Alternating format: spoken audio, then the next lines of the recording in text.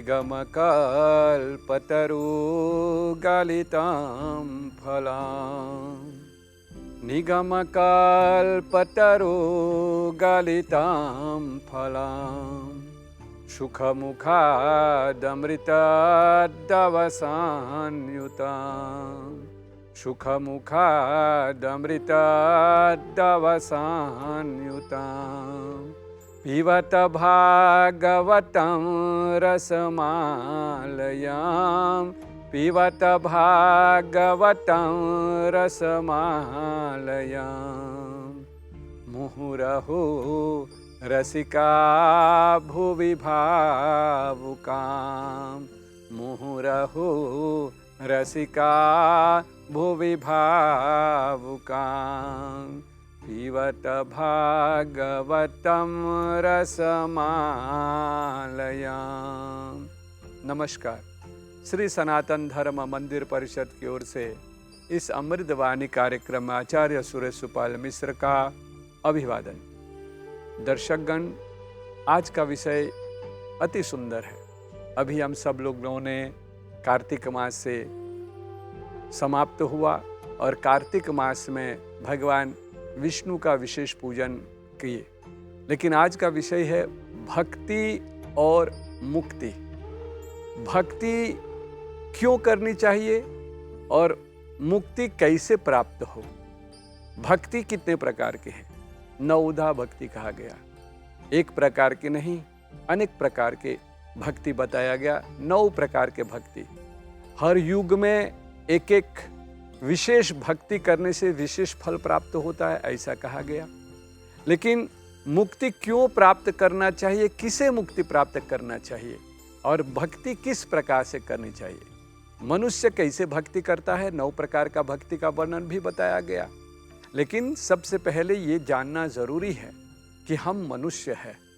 ये शाम न विद्याम न तपो न दानम ज्ञानम न शीलम न गुणो न धर्म ते मृत्युलोके भुवि भारभूता मनुष्य रूपे न मृगाश्चरन्ति।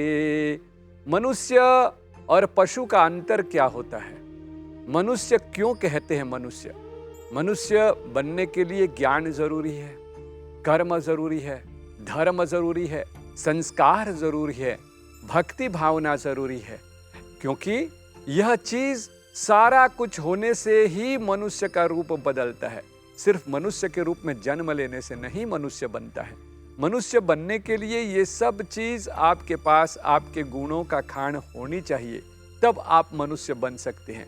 नहीं तो ऐसा शास्त्र में कहा गया, मनुष्य रूप तो है, लेकिन जब आपके इन सब गुण आपके पास नहीं हैं तो आप पशु समाना, आपके रूप में, पशु के रूप में आप कहलाएंगे, मनुष्य नहीं कहलाएंगे। मनुष्य कहलाने के लिए कर्म जरूरी है, ज्ञान जरूरी है, धर्म जरूरी है, संस्कार जरूरी है, सेवा जरूरी है, सत्कर्म जरूरी है। इसलिए 84 लाख योनि है और 84 लाख योनि में मनुष्य तन को सबसे उत्तम परी बताया गया है, क्योंकि पशु से आप उत्तम हैं, क्योंकि आप ज्ञानी हैं, आप संस्कारी हैं, आप कुलाचारी है। इसलिए भक्ति अनेक प्रकार से कहा गया।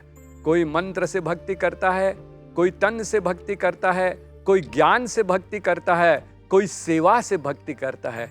इसीलिए कहा गया, संसारिक जीवन चरित्र में अनेकों ने भक्ति की। सबरी ने भक्ति किया, भगवान राम के भक्ति कैसे किया? सेवा करके।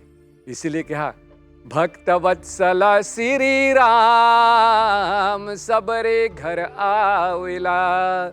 सबरी ने कभी भगवान को सोचा नहीं, कबो भगवान को बुलाया नहीं, लेकिन भगवान रामचंद्र जी ने सबरी का दर्शन करने के लिए गया।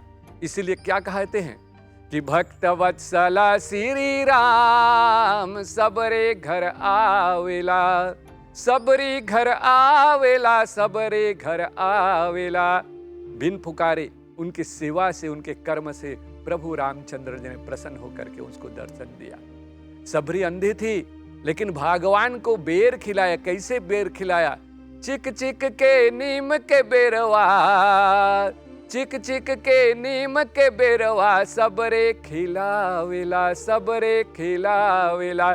भक्त वत्सला श्री राम सबरे घर आवेला, सबरे घर आवेला।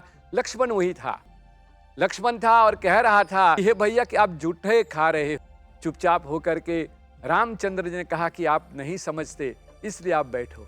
भगवान रामचंद्र जी ने कहा कि सबरी अंधी है, उसका आंख क्या है, उसका आंख उसके चिकने में, उसके जिह्वा में ये देख रहे थे कहीं बेर पका है या खट्टा है, कैसे अपने प्रभु को किस प्रकार से मैं खट्टा बेर खिलाऊं। इसीलिए कहा कि नीम के बेरवा हो सबरे, नीम के बेर लेकर के भगवान को खिलाते हैं ताकि कच्चा बेर न पा जाए। इसीलिए कहा उसके घर में, वो तो कुटिया में रहते थे, बैठने के लिए कुछ भी जगह नहीं था, तो इसलिए क्या कहा सबरी ने, कुसा के चटैया हो रामा, कुसा के चटैया हो रामा सबरे बिछावेला, सबरे बिछावेला। भक्त वत्सला श्री राम सबरे घर आवेला, सबरे घर आवेला। इस प्रकार से सबरी ने मंत्रों से नहीं सेवा से भगवान को प्राप्त किया। जिस प्रकार से सबरे सभी का सेवा करके मुक्ति के प्राप्त करने के लिए कर्म किया। इसलिए भक्ति भी क्यों किया जाता है कि आपको मोक्ष प्राप्त हो। मोक्ष प्राप्त करने के लिए अनेक जीव आत्मा ने भी सेवा की, भगवान की याचना की। किस प्रकार से भगवान की याचना की? कहो ये मास जो विशेष करके चल रहा है, कार्तिक मास के बाद से ये भागवत महीना होता है। ज्ञान, भागवत, भागवत गीता, यज्ञ, तप आदि किया जाता है इन सब मासों में जो बाकी रह जाता है। इसीलिए केवट का भी चरित्र बहुत सुंदर से आता है। केवट चरित्र में यह भी दिखाया जाता है कि किस प्रकार से केवट ने किस भावना से भगवान को नौका पर बैठा करके उसका सेवा किया, और नौका पर बैठा करके सेवा करने से किस प्रकार से उसे मुक्ति प्राप्त हुआ। जड़ भरत की कथा अगर लेंगे भागवत कथा में, तो यहां पर भी देखेंगे किस प्रकार से जड़भरत स्वरूप चरित्र में आप हिरण की कथा आता है कि हिरण किस प्रकार से भक्ति की, किस प्रकार से भक्ति को प्राप्त करके उसे मोक्ष प्राप्त हुआ, किस प्रकार से मानव भी भक्ति किस प्रकार से करता है और मानव भक्ति करने के बाद कैसे उसको मोक्ष प्राप्त होता है। इसलिए 16 संस्कार में मृत्यु संस्कार सबसे उत्तम संस्कार भी कहा जाता है, क्योंकि आपको मोक्ष प्राप्त करना है, मोक्ष प्राप्त करना है, भगवान की धाम प्राप्त करना है, तो उत्तम कर्म जरूर करना चाहिए। पूजा पाठ, ध्यान, वंदना और अपने कर्म को जरूर करना चाहिए। यह भी एक भक्ति है। अनेक युग में अनेक भक्ति का स्वभाव बताया गया है, लेकिन कलयुग में कहा गया हरि संकीर्तनम।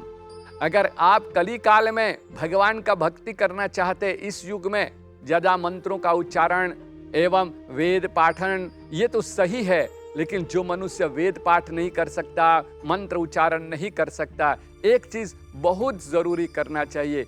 हमेशा विशेष करके तुलसीदास जी महाराज ने बहुत सुंदर से कहा गया कि कलयुगे लदुपाय हरि संकीर्तनम भवति। भगवान हरि का स्मरण करना, भगवान का जाप करना, और इस कलयुग में घोर पाप में आप अगर अपने मुखारविंद से, अपने हाथों से, अपने कानों से अगर भगवान का सुमिरन करते हैं, भगवान का जाप करते हैं, भगवान का सत्संग करते हैं, तो मनोइंचित फल प्राप्त होता है। इसीलिए कहा कि यह जो साल है, यह जो हम सब लोग मनुष्य नर्तन पाए हुए हैं, इसको किस प्रकार से मुक्ति की ओर ले जाएंगे, तो हरि संकीर्तन। इसीलिए कहा हरे राम रामा, हरे राम रामा, हरे राम राम राम हरे हरे। जिस दिन संसार को हम छोड़ करके जाएंगे, कुछ हमारे साथ नहीं जाएगा। इसलिए कहा मनुष्य जन मन मोल रे, माटी में न रोल रे, अब जो मिला है फिर न मिलेगा, कभी नहीं कभी नहीं कभी नहीं रे। इस वक्तव्य को लेकर के मैं अपना विराम दे रहा हूं, और यही कामना करता हूं कि सभी लोग भक्ति भावना को हमेशा श्रवण करें, अपने आप को अपना करके अपने जीवन को सार्थक बनाने की कृपा करें। ओम शांति शांति शांति इति शुभम।